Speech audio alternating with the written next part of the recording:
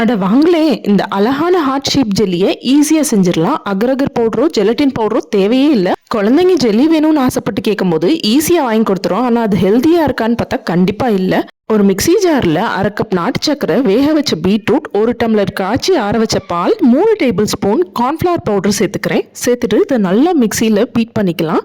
இதை இப்போ வடிகட்டிட்டு நல்லா சில்கியாக எடுத்து வச்சுக்கணும். அடுப்பை மீடியம் ஃப்ளேமில் வச்சு நல்லா க்ரீமியாக ஆகுற வரைக்கும் பீட் பண்ணிகிட்டே இருக்கணும். கண்டிப்பாக ஃப்ளேவருக்காக இல்லை வெனிலா எசன்ஸ் சேர்த்திங்கன்னா பீட்ரூட்டோட ஸ்மெல் தெரியவே தெரியாது. இவ்வளோ க்ரீமி ஆனதுக்கப்புறம் அதை நம்மளுக்கு பிடிச்ச ஷேப்பில் ஊற்றி 10 நிமிஷம் ஃப்ரீசரில் வச்சு அன்மோல்ட் பண்ணி சாப்பிட்டா சூப்பராக இருக்கும். இதை நான் ஃபஸ்ட்டு புட்டிங்னு தான் சொல்லி என் பையனுக்கு செஞ்சு கொடுத்துட்டு இருந்தேன். ஆனால் அவன் ஜெல்லின்னு சொல்ல ஆரம்பிச்சிட்டான்.